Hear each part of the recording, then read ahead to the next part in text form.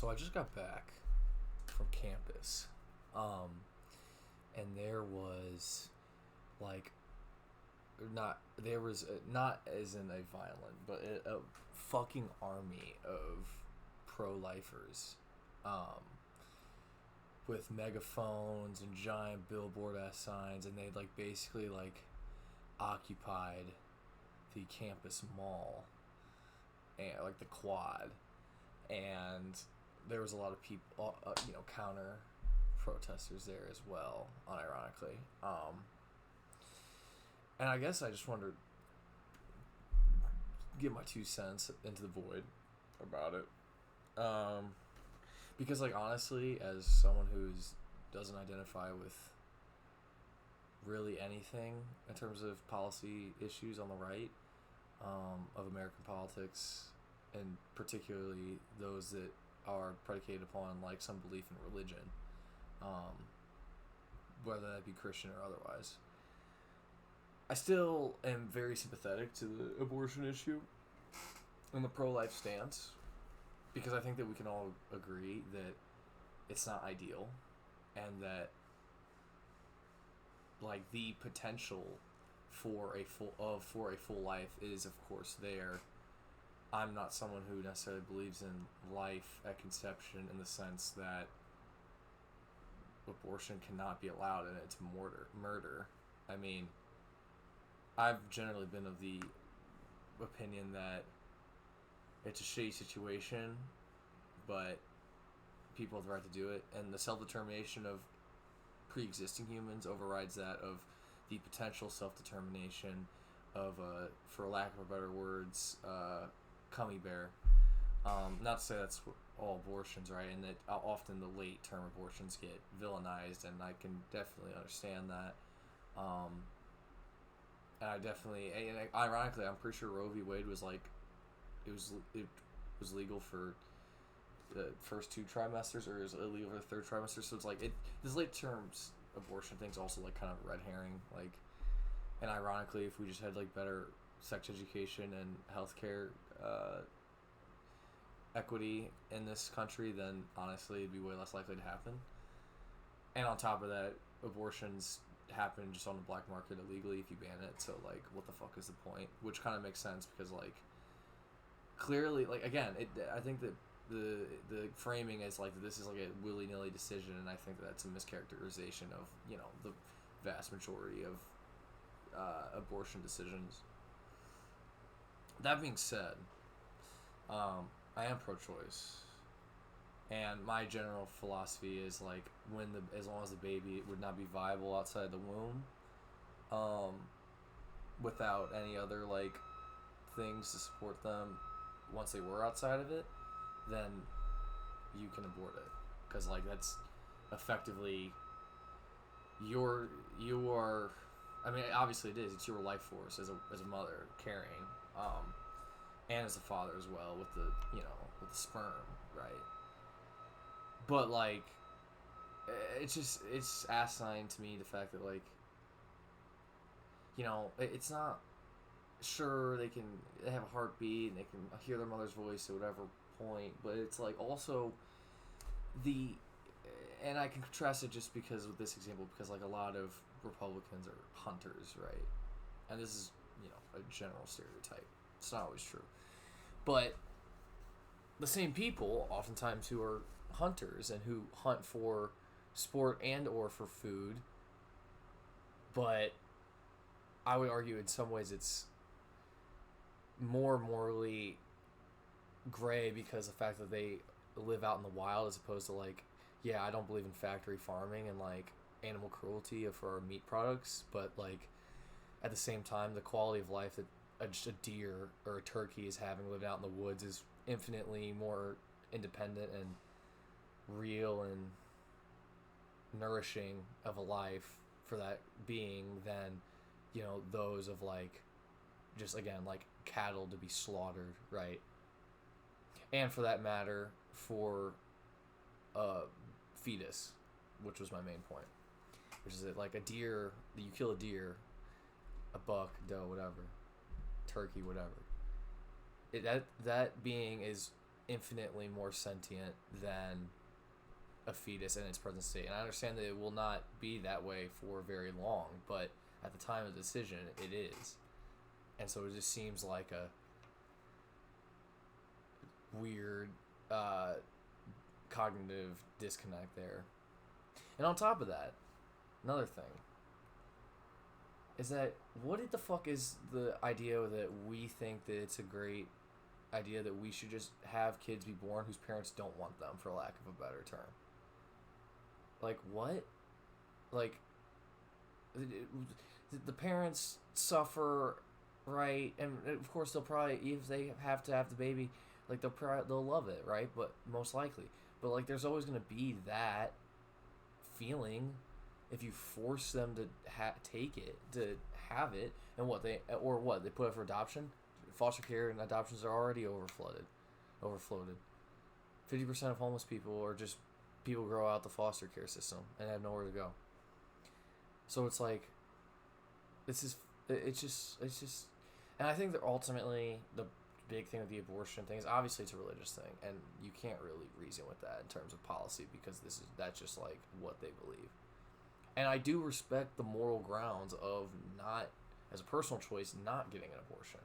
Like, I respect the fuck out of that. And I think that if I ever knocked a girl up, I'd ask very nicely to get one, and I'd offer to pay for it, but I would not be happy about it. In fact, I'd be quite sad about it because of that thought of like what it could be, and that could be my child, right? But I think that what the core disconnect is, oftentimes with the religious right too, is the fact that these people aren't fucking. Like, either, like, I mean, the correlation between pro-lifers and being virgins or having like 1 to 2 bodies is probably very positively correlated, as opposed to pro-choice and being more sexually promiscuous.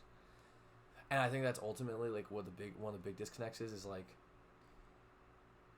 they don't just, abortion can't be justified because having casual sex and having sex with someone who you're not ready to spend your whole life with is not morally justified under Christianity.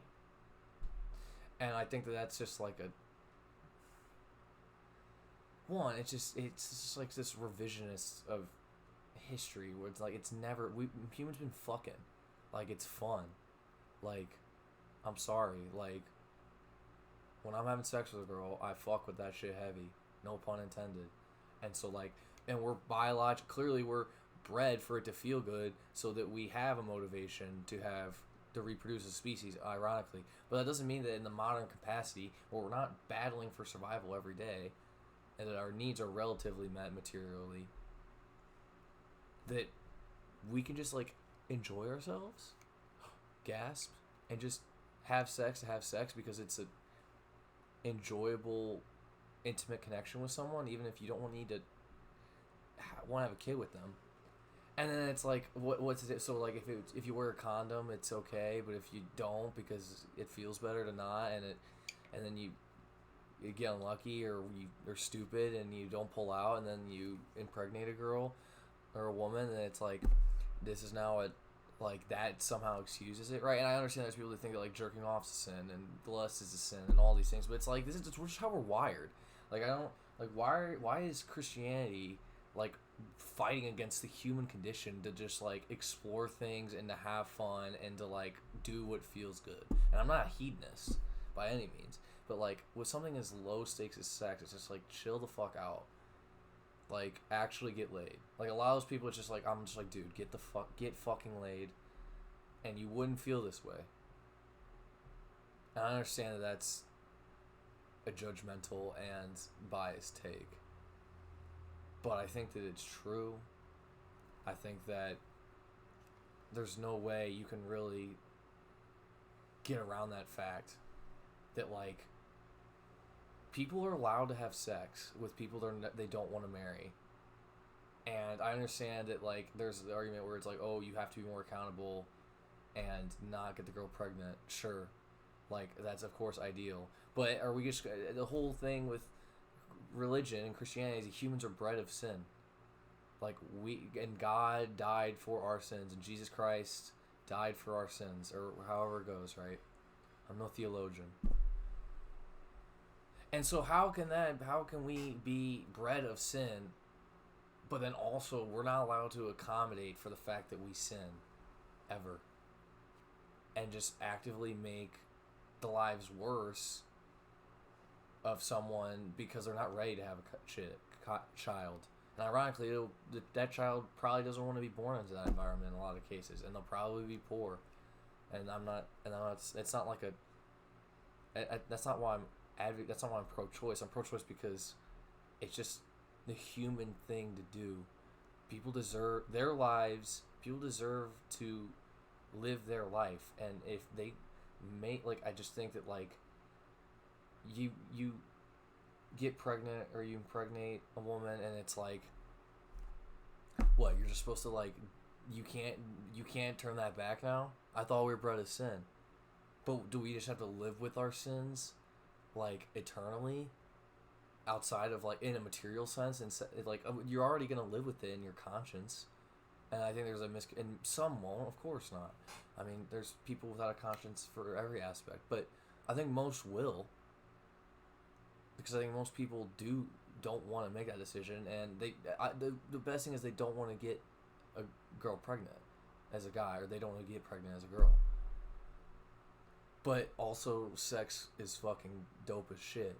So it's why are we it's just we're rejecting modernity in a lot of ways, and it just feels asinine, and it feels contrarian to what is taught in the Bible, and also they're just fucking annoying about it, specifically on my campus. They're fucking shouting with fucking megaphones, and it's like, bro, shut the fuck up. You're so chopped. You're so fucking chopped, dude. Again, it's I'm not saying to be hyperbolic, just get laid. It doesn't need to be this, it's not, sex isn't a covenant. And back in the day, people were having sex all the fucking time with different people, and it was just and it just, at that point, it was just women are fucking baby makers, and they just have 14 kids and then fucking die, and that's all their purposes. So maybe that's part of it too. I don't even know. It's just the subjugation of women underneath the patriarchy, in both an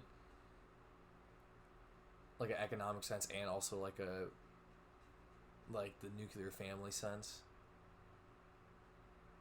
But in any respect, it's just, it's again, I'm very sympathetic to the pro-life stance, but I would never be a pro-lifer. And ironically, of course, the politics of the conservative evangelical Christian movement is anything but pro-life in any other respect. So yeah, my point being, again, this is some culture war shit that's distracting from the main issues of society. Ironically, redistributive economic policies would reduce the amount of abortions that people had, and ironically, banning abortion doesn't do that.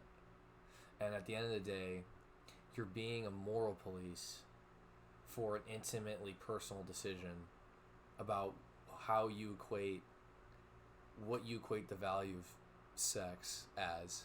And the value of sex is fluid depending on who you're having sex with, and it's just a sheltered, closed-minded view that you have to have sex with one person ever, and then you're gonna fucking marry them, and it's just I mean, and it's cliche, but there's plenty of fish in the sea, and us as humans deserve to explore that if we so choose.